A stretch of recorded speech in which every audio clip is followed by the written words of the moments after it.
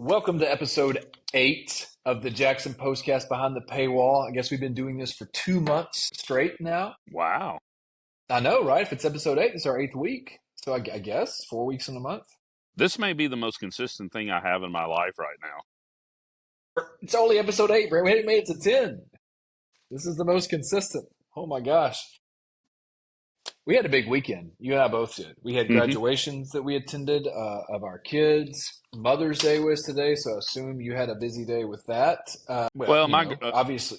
Our graduation isn't until Thursday night, but yeah. I misread the text that you sent. Yeah, I misread the So what I texted, and for those watching, Gabe, myself, and another one of our friends, I don't guess he minds saying Chuck Walker. Chuck does not mind his name getting out there in any form or fashion, so it's fine. Yeah, I'm just glad he's not on here yet to just talk for the next 45 minutes straight. Love you, Chuck. But it just occurred to me yesterday when I saw the Facebook live stream of USJ's graduation come up, and I thought about both of y'all being there. I was like, oh, wow, all three of us have kids in our homes that are graduating this week. I misread that. I was under the impression South Gibson had their graduation maybe Friday night or something. Yeah, that would have been ideal since the seniors' last day of school was Thursday. I guess we're going to make them wait a week before we get them out the door. You got to prep. Yeah, Chuck was actually like 2 rows behind me and to the left at the graduation ceremonies. Whenever they called when they call the student's name, the whole family stands up. And when they called his stepson's name, I turned around. I tried to catch his eye, but he wouldn't look at me. I was I was dead staring at him, and he would not look. He just stone face, straight ahead. Anyway, yeah, it was good. Graduation, a big weekend, man. Like, I'm tired. I'm glad it's done. Mother's Day today. Did you guys have a good Mother's Day at the Shields household? Yeah, we kind of rested up because with the strawberry parade, and we have 2 kids in band at 2 different schools, South Gibson Middle, South Gibson High. I have been to 4 parades in the last 8 days, going back to the Teapot parade last Saturday, and then the middle school, the junior float parade on Thursday in Humboldt, then the big float parade on Friday. And then I wish this happened in Madison County because it would be a great story. But the Milan and South Gibson high school bands and a few other people combined to do a mini parade in front of some of the nursing homes in Milan because it's full of elderly senior citizens who have probably spent the last 5, 6, 7, 8 decades going to these parades, but they can't get out and go to them anymore. So they said, okay, well, I think last year was the first year they did it. They said, we're going to bring the parades to y'all. So they were able to, some of the workers wheeled them out on the front porch of the nursing homes or the assisted living centers in their wheelchairs. And fortunately, it wasn't too hot, wasn't too cold. Nice little breeze blowing through, and they got to see listen to the bands and watch them march. They ought to bring the marching bands into the nursing homes, down the halls, banging the drums, blowing the trumpets, like into the rooms, But if some elderly people are hard of hearing, so if I just sound like completely normal to them, if they have a live band just walking down the hall. Unfortunately, neither band had like everybody there. I know South Gibson left it up to whoever just wanted to come on Saturday morning, and a good number, like 40 people came. But, at least it wouldn't be like 200 kids with tubas and stuff just going down these hallways. That'd be perfect. That's what I'm picturing. That's what I want. And that big drum, the huge drum that's at the back of the line, that'd be great too. Snare. I think the snare are the smaller ones that sit horizontal. I wasn't either. One of my kids plays 2 different instruments, and I can't even remember what one of them's called. So it's a horn, French horn. It's some kind of phone, baritone. I don't know. I know it's not barophone. Yeah. I don't think that's an instrument. That's what I played. I played the barophone. All right, here's my copy of the Jackson Post this week because there was some snafu with the mail, with my something. I think it's probably on my end. I didn't get my print copy. You know what's funny is obviously I would read it all the time every week anyway, but then I really started reading it closer when we started doing this. Mm-hmm. Friday when it was in my mailbox, like I was disappointed. Like I really was because I look forward to getting that print edition, and sitting on my porch and reading it. There's a lot of value in that for me. I appreciate the fact that you get disappointed. Thank you for that. Yes, and I will absolutely. say that if there's ever a delivery issue, Please, anyone email me and let me know. I'll go ahead and let you know beforehand. 99 times out of 100, we're going to blame it on the mail, the mail system. But there was one time a few weeks ago where a lot of people got their paper late, and I went ahead and took the L on that one because I got all the content in late, which got it printed late, which got it to the post office late. So that was the 100th time, but the other 99, all their It's fault. all them. Well, I think they're bare bones there right now, right? They are. Aren't they a federally funded program? So we'll be doing carrier pigeon soon. I think they're still getting their funding. Okay. For now. They're not a PBS. Dude, that hurt. Like every morning I listen to NPR. So Hmm. that's really hurting my heart. Like there's been a lot of things that have hurt my heart since Yeah, January, but this one. yeah. All right, let's talk about something that's going to warm my heart. New shoes for elementary school kids. And you alluded to this at the end last week. Hmm. So this is the Rotary Club does this every year. They Hmm. provide brand new pairs of tennis shoes to elementary school students. And this year they did that at Pope. So let's talk about this a little bit. Before we start recording, I asked you a few questions about it. So here's the first one I'll ask. In the article, when I read it, I noticed that they only did Pope. So are schools on a rotation every year, or how does that work? Yeah, they started this in 2019, and they only do Jackson Madison County schools. They only do elementary. I've never asked why they don't do high schools. I'm sure it has something to do with just a 17-year-old kid's shoes are going to be more expensive than a 4-year-old kid's shoes. But they focus on elementary. And correct me if I'm wrong, I think there are 7 elementary schools in JMCSS. Alexander, Andrew Jackson. I know they did Nova one year. I feel like there's more than seven. I feel like there's Yeah, more than if seven, there's but that's 26 okay. schools, yeah, if there's 26 schools and 5 or 6 high schools, there's got to be more elementary schools. I think it's like 15, about 15, 14 or 15.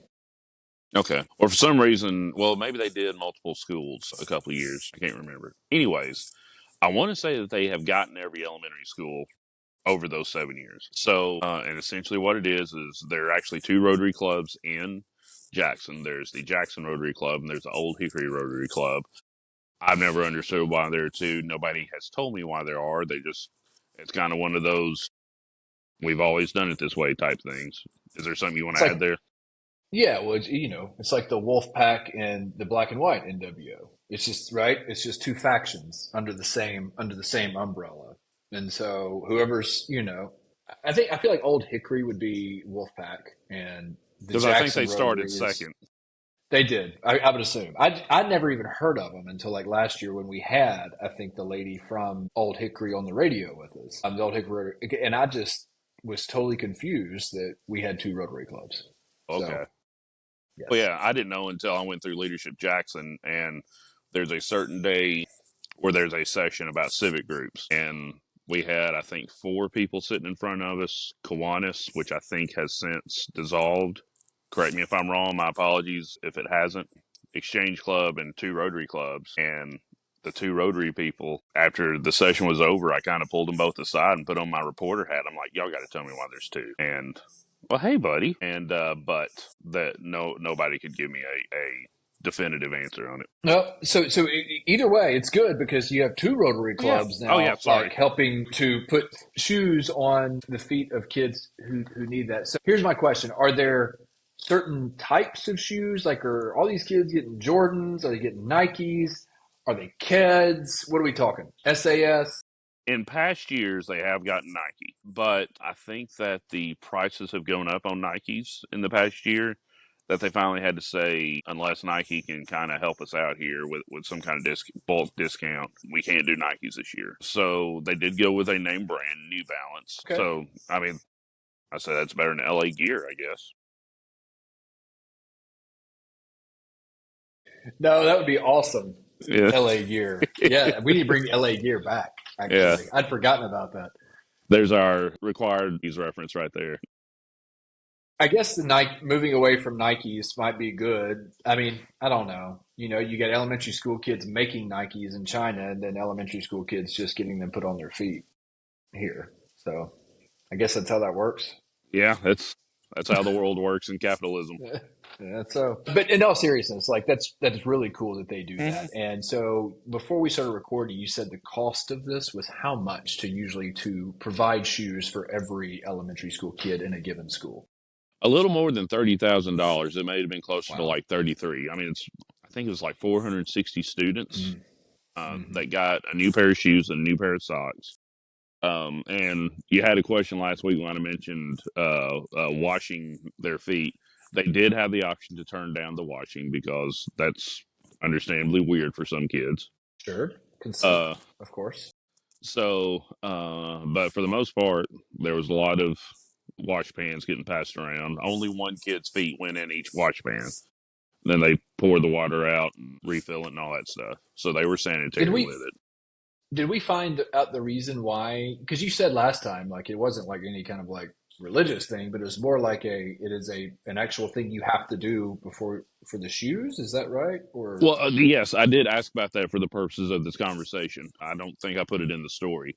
But yeah, the talking with, I think, Shelly Hayes, who was the main coordinator of it, or who got it started.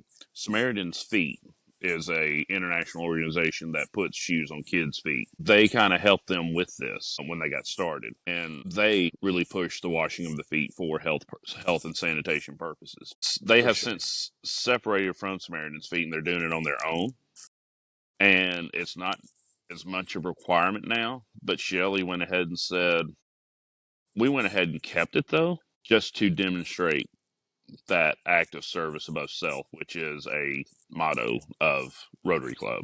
And there's, with the exception of a soldier volunteering to sign up to go fight in a war, there may not be a greater act of serving another person than getting down on your hands and knees in front of them and washing their feet. So yeah, so for the most part, that continues to happen each year too. Be honest, if anybody had to wash my feet right now, I think that would leapfrog someone going volunteering to serve in the army, even in a very dangerous place because these jokers are not in great shape right now.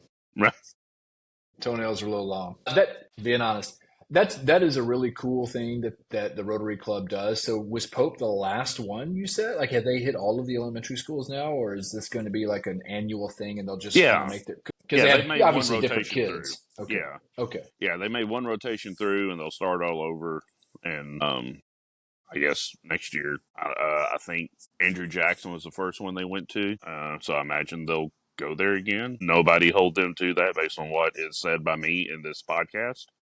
So, but that's just my assumption. But we all know what happens when I assume we things. assume. Yeah. So you said it first. Next year, Andrew Jackson, they're all getting the brand new Nikes. Is that right? No, No, we they're won't break going that old here. school Okay, Reebok pumps. LA Gear. I had some pumps. Did you have pumps? Did you have a pair of Never Reebok had any pumps? pumps. Never had any I did, pumps. and they were. You could, I didn't jump any higher when I would pump them up, but they got tighter on my feet. You know, that's it though. There you go. Okay, there you go. Very, very good. I honestly, hats off to Rotary. Like that's huge. 33,000. Last question about this before we move on to the next story. Yeah. How do they raise this money? Do they do fundraisers throughout the year to get this, or is this just something they pull from however they get their money to begin with? Pretty much just donations from club members, and the club members, definitely the ones who are more involved than others, go out and seek corporate donations from businesses around the community. And I won't get into details about this, but Carolyn Vaughn, who is the current president of Jackson Rotary, she told me about a fun sounding fundraising event that they've got planned for the fall that is going to be different than I think anything that anybody has ever done to raise funds around here. Whoa. Okay. Well, now you've piqued my interest. Yeah. All right. Okay. Well, we'll just leave it at that. I'm excited about that. All right. Next question, next story is the airport has a new, and since I don't have my paper in front of me, I don't know what his official title is, but Kyle Barron is doing something very important at the airport now. So what is he doing exactly? Yeah, so Steve Smith, who's been the executive director at what was McKellar-Sipes Regional Airport, but officially on January 1st changed his name to Jackson Regional Airport. He's been the executive director since I think 2009, but he officially retired on December 31st. But since they didn't have another executive director to take his spot, he agreed to stay on for up to another year in a part-time role. So he still gets to make decisions for the airport for like 3 hours a day, and then he goes to lunch, and then he goes and plays golf. It's a pretty good setup. It's a great gig if you can get it. So, congrats to him on that one. But I don't think he's getting the same pay though. So at least there's that. Apparently, we don't. Doge doesn't live in Jackson. We don't have our own, I right? don't think that's Department federal of funding. no. Who funds the airport? Is that the county commission needs to appoint a Doge person? I'm It's just. I'm. it's it's partial from county commission, partially from the city, partially from TDOT, and they got a big chunk of change in the state budget that was just ratified about a month ago, $10 million for improvements that they're not going to spend this year all of, but they can go ahead and start. Hey, we've got this money coming in. When we get it, this is what we're going to do with it, kind of So stuff. that's a good segue. Are those the kind of decisions that Kyle will now make? Does he make those decisions, or is that a board decision? I guess.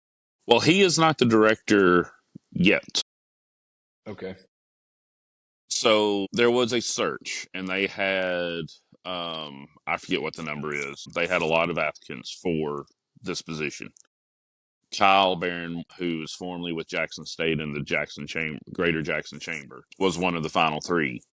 The other two had aviation experience. Kyle didn't. He was more from the business side of things. One was a guy who is involved in leadership of a small airport in Michigan. Another one is a gentleman named Brandon David. He's a member of the leadership team now in Jackson. And according to the Airport Authority Board, I went to their meeting when they decided all this a couple weeks ago. They liked all three. They thought the other two were too young. The main knock against Kyle was his lack of aviation experience in running and being involved in running an airport day to day. So they said, all right, we got Steve for another 7 or 8 months. So let's hire Kyle as kind of a business development director, and we'll create that position. And my assumption is some point between now and December 31st, while Kyle is kind of learning the ropes of executively directing an airport from the longtime executive director. The assumption is that he will have the knowledge to go ahead and assume that position. And I imagine they'll fill that role, business development director, unless Kyle, as executive director, just absorbs all those responsibilities as well. Interesting. Okay. Yeah. Very cool. And the reason why he's being considered for it is when he was at the chamber, he's been at the chamber for 2 years, I think, or would have almost, he was at the chamber for nearly 2 years. And last year when they announced Denver Air was coming, which is the airline that's flying out of Jackson Regional now, chamber president Kyle Spurgeon, he pointed at Kyle Barron and said, from our side of things, he's the main guy that got them there. And even Kyle Barron last week during the interview, he said, yeah, for the majority of my time at the chamber, I was spending between 1 and 3 days a week at the airport, being involved in these discussions and plans and stuff like that. So I already got to know the team really well. So he already knows Brandon, he knows Cindy Melton, and obviously he knows Steve as well. Sounds like a good fit then. I mean, I like what you said. He'll be this business development director, but also have like basically on the job training from the man who's been doing it for so long. That makes complete sense. And honestly, like I wish things would happen more in that way. Like almost like a gradual handoff or something. I don't know. I just think things work best when they're done thoughtfully. Yeah, it's kind of like 20 years ago in college football, there was a trend, particularly when you had like a legendary coach that you didn't know when he was going to retire, but you didn't want to run him at the door, like Bobby Bowden at Florida State. Even back then, Mac Brown was old at Texas, even though he just retired from North Carolina. Both of them had what they had, head coaches in waiting. And so it almost feels like that in Yeah. this situation. Yeah, I think it's good. And there, like we mentioned last week, and we talked about it before we started recording. The airport is like poised for a lot of like big things. Like obviously, the Louisville City being so close, and just how much industry is coming into Madison County. And I know I don't want to like spoil something for next week, but I did notice that Madison County eclipsed the 100,000 mark. you That know, was in this week's paper. population wise? Was it in this week's? Okay, good. Okay, I didn't have it down on my envelope here, but that's I didn't want to spend a lot of time on that. Honestly, I thought we were already over 100,000 in Madison County, so I guess Y'all I had was a been at little off. like 97, 98 for like the last 20 Okay, years. gotcha. This is good. I mean, that's good. I feel like there has been some stagnation of growth, but now all of a sudden it feels like things are really starting to pop. Uh, the next story, and this is such a cool story. A Union baseball player, and again, I don't have the paper in front of me, so I don't want to like mispronounce his name. Ethan Let me just Orwig. Ethan Orwig. Okay, so here's what's amazing about this. I'm gonna let you fill in the blanks. Ethan Orwig is playing college baseball, which for people like me growing up, like I wanted to be a professional baseball player. I was not good enough to do that. I was actually pretty good until I turned about 14 or 15 or when it got real. Then they started I curving just the pitches. and breaking balls were no good. And also I survived pretty well in my age group. But when I got to high school, I was the youngest kid in school because my parents started me when I was 4, which just kind of a mistake if to start a boy that young because he's always just going to be a little bit behind like physically than his Right. classmates. I got blown away. Um, Starting like ninth grade, it was tough uphill battle. So, but when I read this story, I thought, oh my gosh, this Ethan Orwig never played high school baseball, but he's playing college baseball. And so the story is so cool because he went to Augustine School. They didn't have a high school baseball team. Mm-mm. I remember in the article, he even said he didn't play travel ball. I think he Mm-mm. played like league ball. And Yep. then he just basically taught himself how to pitch. So I'm going to hand this over to you. One, how did you hear about this story? Did somebody pitch this to you? And then when you talked to him, what are some things that stood out in the Yeah. conversation?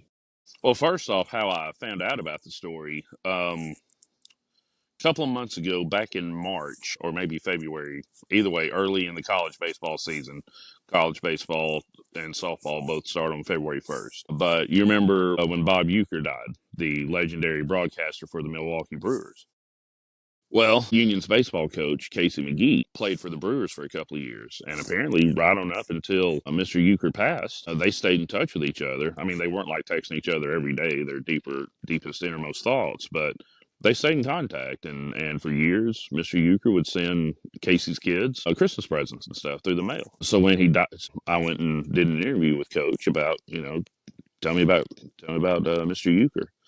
And while I was there, I kind of went ahead and did essentially a season preview. And as he's going through the roster of all the kids, he's like, "Yeah, on our pitching staff, we got a relief pitcher who's really solid for us. He's really coming to his own. His name's Ethan Orwig. He's a local kid. He's from Augustine." And so he tells me a little bit more about it. I'm like, "Hold on a second." He said, "Yeah." I said, "He's from Augustine." He said, "Yeah." I said, "They don't play baseball." He said, "Oh yeah, that's part of how he's coming to his own. He taught himself how to pitch."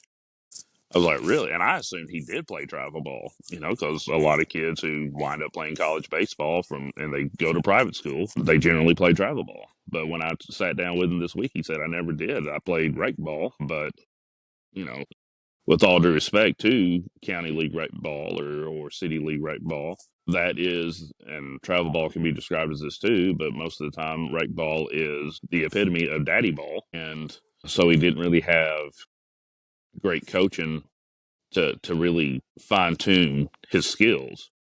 So it was just a matter of him going out in his backyard with his glove and a bucket of balls, and he's got a target mounted up against a wall or a tree or something, and he's just throwing at it all day.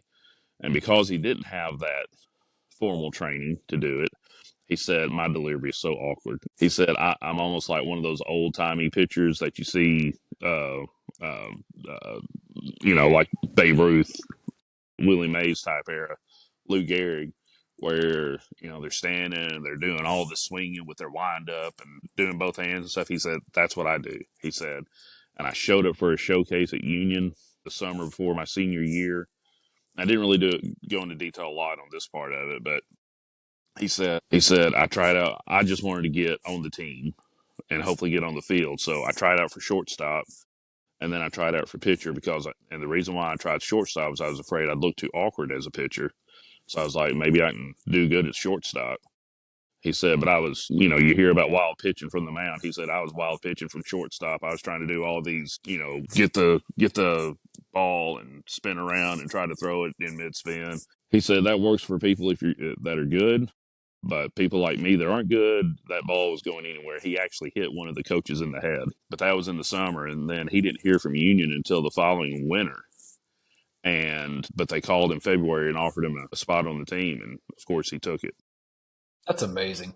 It's funny you said that because I remember when I coached basketball, I would see these kids trying to shoot all these fadeaways, and I'm like, listen, like it looks easy when you see it done on television. It's not a great shot, like unless you're just a great, great player. Right. I assume that's what he was saying about his spin throws. Like if you're Derek Jeter, yes, you can do that, right? You're a professional.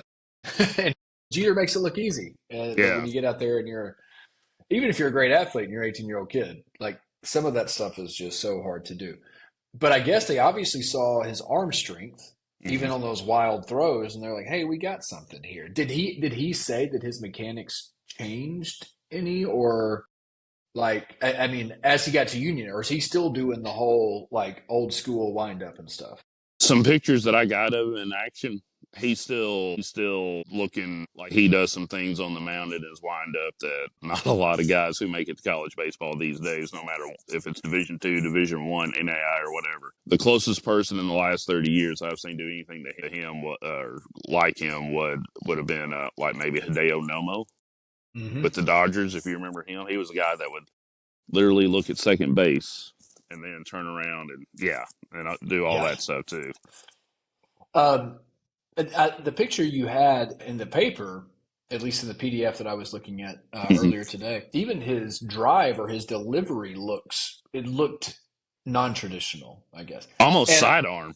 yeah, it was like everything was just but I think that could probably work to his advantage. I don't know. Hitters are very particular. At least I was whenever I played baseball. And any small thing that's different, can kind of be distracting sometimes. If you're used to seeing it come from up here, and now all of a sudden it's coming from over here, yeah, that could throw somebody off. So what year is he at Union? He just graduated. Oh, so he's done. Yeah, he's done. Okay. Well, dang, that's still that's really cool. That's a Yeah. neat story. And when I read it, I was like, man, that's awesome. Yeah. So good for him, man. I think that I mean, I'm sure he was so excited to get a call like 6 months after the trial. I mean, I figure if you don't get a call back like after a week or two, you're probably like, okay, That's this what ship he has thought. sailed. Yeah. Move on. That's really neat. He said the funny thing was that when he got that call, it was the coach that he hit in the head. He was like, "You remember who I am, right?" He said, "Oh yeah, I remember." Or does he? Was he concussed? All right, I've got two more stories to get to, but I wanna talk about one that I didn't write down, and then if we have enough time to get to the other two, I kind of want to be done in the next 10 minutes or so. But I want to talk about the gala, JMCSS gala. Dr. King sort of gave his State of the Union, State of the School District address. Were you there? Did you attend, I'm assuming, or did you watch it or in replay? He only invites his friends, so I watched him. How did you?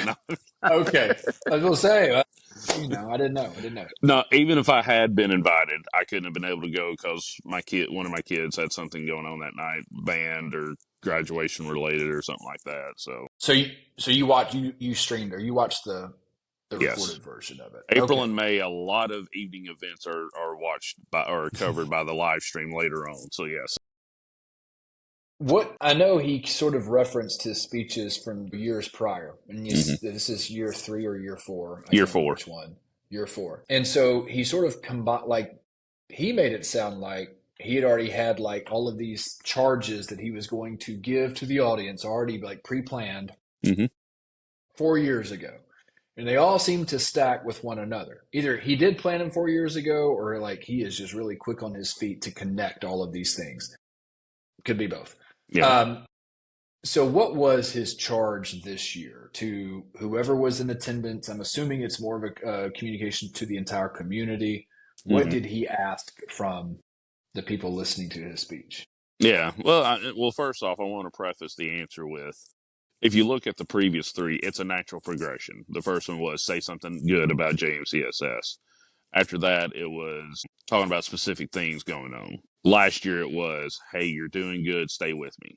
This year he told it like an allegorical story about a couple who's having a picnic on the bank of a river, and while they're just enjoying a nice afternoon, they see a couple of kids in the river in the water. And so the husband or the man jumps in to get the kids out of the river because it looks like they shouldn't be in there. So he gets them out.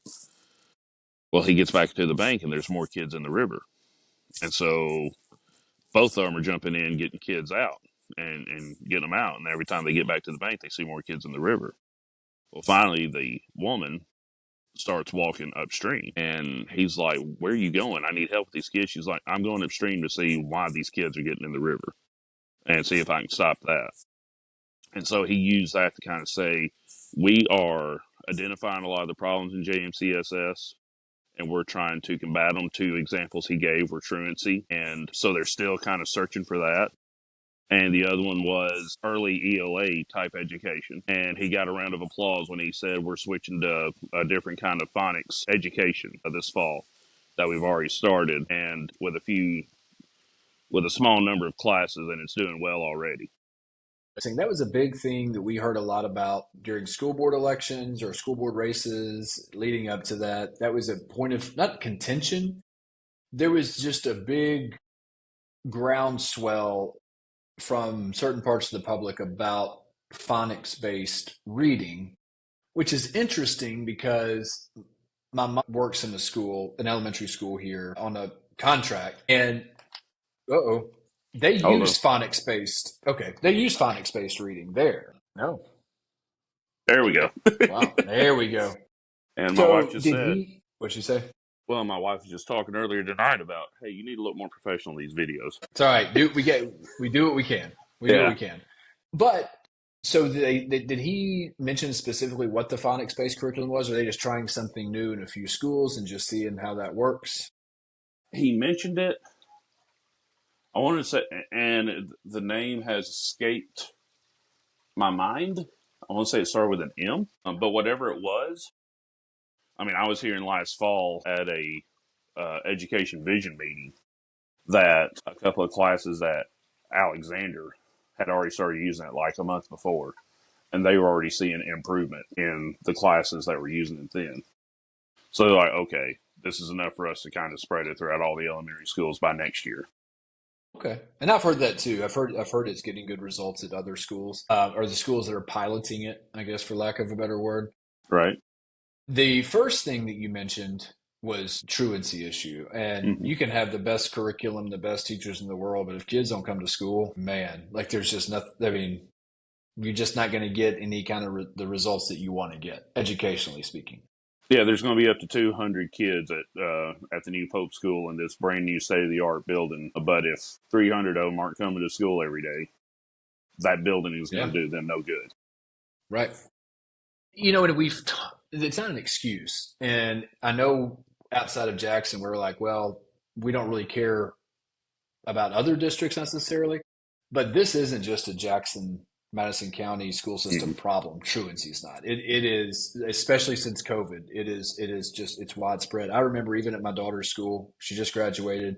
We went for like open house at USA, a private school, at the beginning of the year, and the headmaster. The first thing he said was, like attendance at school is the most important thing your kid can do."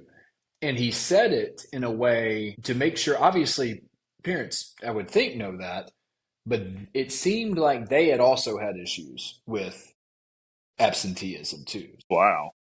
Yeah, that's the way it came across to me. It was a point of emphasis at the beginning of the year to make sure kids came to school. And I feel like if you want to put things in points of emphasis at the beginning of the year, it's things that you've seen as challenges in prior years. So that's how I took it. It seems to line up with everything else that I've read about since COVID. School attendance is really has been really affected, and I think it's kind of coming back. But even I can speak even for JCM. We had a really good year last year with our attendance numbers compared to the previous year, but then this year we're kind of seeing it drop again. Mm-hmm. And I don't know if that's across the district it's looking like that too, or I don't know why it is this year. I do remember in that, and I wrote a story about this meeting 2 or 3 weeks ago. I do remember a truancy at JCM and Liberty, as far as the high schools go, being higher than maybe Northside to a lesser extent, was higher than the other high schools. And with all due respect to those three schools, because I know that you're working hard, doing your job, and I'm sure everybody at JCM is doing everything that y'all can, but the grades were reflecting that. But like you said, it's kind of hard to learn if you're not in class, and not every kid is just out playing hooky, just staying in bed. I mean, some of them, some of them are having to take jobs just to help keep the lights on and food on the table in their home. So, it's, I was going to say it's not as bad of a situation as a lot of people may think it is, and it may even be worse, but not for the reasons a lot of people probably think it is.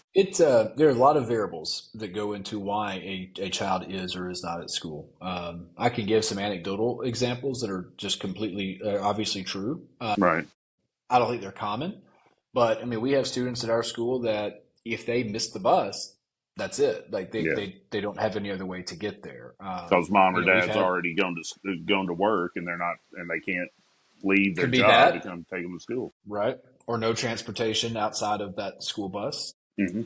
We've had students who have taken the city bus to school because they missed their school bus. We've had students, I don't know if we've had students Uber, but we've had students get themselves to school. It's again, there are just a lot of variables to attendance, and I think what you'll see in lower socioeconomic schools is that those attendance numbers are going to be lower Mm-hmm. than other schools, and Right. it's a lot of times it's simply because of means, and there's just a lot of things that make. I think you and I probably take it for granted that our kids are just going to go to school and we're going to get them there, and I think it's for most people it's like that, but then for some people it's just not that easy, and it's not an excuse. I just think that's the reality, and so they have to work a lot harder to get their kids to school, even though that sounds like something that's very simple for us. It's just Yeah. not. That's not the reality for a lot of people. Right. Did he during this gala, like I know truancy and what was the other thing you said? Reading, Phonics. the focus on phonics and lower elementary. Is there anything else he brought up, or did he say that like if he liked the way the district was heading? Did he talk about capital projects, anything like that? He talked about. I mean, he talked about, with the capital projects that are close to completion or having been completed, making sure that that most everyone knew it's not just one area that's getting capital projects. It's Melissa's in the south. It's JCM and Hub City Central in the middle. It's Pope in the north. And nobody can say anything about, well, all these people are getting stuff and we're not. So he's Which kind of was a using that. narrative. That was a narrative at one time, and I also think it was true at one time, right? I mean that was a big narrative, especially when JCM closed in 2016, right? Do you remember that? Like the same year that JCM closed, they Yeah. spent all this money at Northeast Middle to bring this academy there and redo the 4 year and all that stuff. And so I think there was a narrative of, hey, all this money's being spent out here, but we're closing schools here. Yeah. And I do remember, and the closing of the schools happened before while I was still in sports. And by the time I got into news, I remember when Morris Merriweather was on the board, he did a lot of talking in public meetings about all the money that was being spent and all the attention that was being paid to Pope. And I know he talked a lot about how everybody seemed to care about Pope but not anybody else. And you're wanting to build a new Pope school, but what about all the schools in Jackson? Well, then a lot of the county commissioners would come back and say, where are all of our new buildings? Isaac Lane, JCT, Liberty. Those are in East Jackson, where he's saying, we've forgotten about them. So so that's a narrative that I'm sure Dr. King was told about if he didn't keep up with and was already aware of when he applied for the job in late 19, early 20. So he has made sure to combat that with what he's actually getting done now that he's I on will the say job. this: Dr. King has seemed to be very intentional about doing things that way. What I mean is he's going to make sure that like there is no appearance of favoritism in any other like in any space. I think within the district, that's a big deal to have big capital projects going on in every part of the city at once. I mean, Mm-hmm. I didn't really think about that until you said it. That is a big deal. So, hey, hats off. I think that is his biggest strength, and I think that's what, if he's going to leave a mark somehow, it's going to be with these big transformative capital projects that are happening. I think I was a big Eric Jones fan. I think where he could have made his mark had he stayed longer was really with like curriculum, academics, that area. Like those were really his strengths. Right. I do feel like the district at that time there was a more, I don't say intentional focus on that part of it. I think it Hmm. aligned probably more with my own educational philosophy than what it does now. Yeah. Man, I feel like whatever has happened in the last 4 years since Dr. King's been here, almost 5 now, it's just like this. Our district is going to look completely different by the time he leaves in a positive way, in a good way, from the outside especially. And if you think about, they've needed a new pope for at least 20 years, if not 30. I mean, the original portables I found out this past week, temporary solutions for overcrowding, was put out there in the late 60s.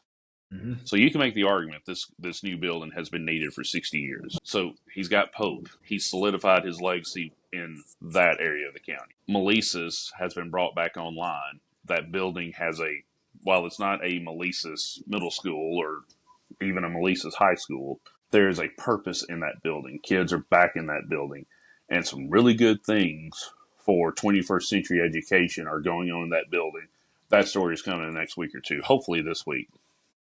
Where I took a tour of that place a couple of weeks ago. He has solidified his legacy with the southern part. And by this time next year, you and I will be able to talk about the brand new football stadium / track facilities at JCM. I and Greg Hammond, for the last 10 years plus, have been banging the drum for a track facility in JMCSS so that they don't have to always go to USJ to compete in track.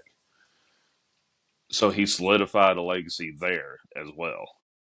I mean, you could go ahead and make the argument that if the growth from Blue Oval City that's supposed to spill over into Madison County, particularly on the western side, Huntersville or somewhere around that area, that it warrants putting another high school, I won't argue with anybody who says we should name this Marlin King High School. I don't think he would. I don't think he would let that happen. I'm, I'm not saying he wouldn't want it. I'm just saying I don't think he would let that happen. No, and it is interesting to like think about all of the things that he has been able to get done in such a short amount of time. And you know, it. I'm not sucking up or anything like that. I promise. I'm just honestly like it's something that's like it's pretty impressive. It did, and I think it has changed the face of our district for the better. I mean, Overall. yeah, and he and I have certainly had our issues in public and behind closed doors. But when you sit back and you think about, okay, look at what all he's accomplished now in 58 months, because July 1st will be 60 months. Are the test scores still pretty low of kids who are at grade level? Yes, but you're not going to turn a huge cruise ship around as quick as you're going to turn around a canoe. So it's going to take some time, but he's putting everything in place to get it done. And he's getting stuff done that's needed to get done that every superintendent before him kept kicking down the road. Whether they were forced to by county commission and their funding or just they chose not to do what he's done. He's getting all these things done. And so he has accomplished a lot. Like you said, the conversations now about JMCSS publicly, like on podcasts or on radio shows or whatever, they're a whole lot different now than what they were 10 years ago. And he's changed the perception and he's changed the reality. And that the credit for that goes to him and Ricky Catlett and Vivian Williams and their whole crew of everything that they're getting done at the top all the way down to the lowly teacher coaches in the high schools. It's That was a joke, y'all. I'm not calling teacher coaches lowly people. That's just what Gabe does. So yeah, it's just me. It's what I do. We look. We know where we stand. We get it. It all just kind of drops on our shoulders, and we just we plod along. yes, But really good things happen in JMCSS, and so obviously the gala is the time to celebrate those things and then just and look ahead. And you're right. A year from now, you and I'll be over at Hub City Central watching a track meet, probably. Yeah. Honest, I mean, so it should be ready by then. All right, we have already gone over the time that I'd sort of projected here, so I'm gonna cut the stories. I will say this edition seemed there weren't any like commission meetings. There wasn't any like government stuff in this edition that I saw. Right? Like I guess City next council. week, city council. And city We council kind of just led off with a life-saving commendation from an officer. I had that down to talk about today. Yeah. Right. We can mention that maybe next week. County commission meeting coming up this week. Is that right? A week from on what's today? Today's the 11th. On May 9th. Oh, May 19th. Okay. It's going to be a big one apparently, but we can kind of get into that a little bit. Yeah, we later. can talk next week before the county commission meeting. There's one item that's going to get a lot of attention this week going into the meeting, and that is figuring out who's going to replace Hugh Harvey as the general sessions judge. Yeah, that'll be a good conversation for next week. All right, man. Well, enjoyed it as always. You need to go in and dry off a little bit, get out of the rain. And for anybody who is watching the video, my apologies for the unprofessional look according to my wife. Brandon, they're not here for our looks. They're here for information. I was going to say, you're the eye candy of this podcast. I'm not. Look at, I bring the content. You bring the. I'm the brains. You're the beauty. It's. I'll take it. All right, buddy. See ya.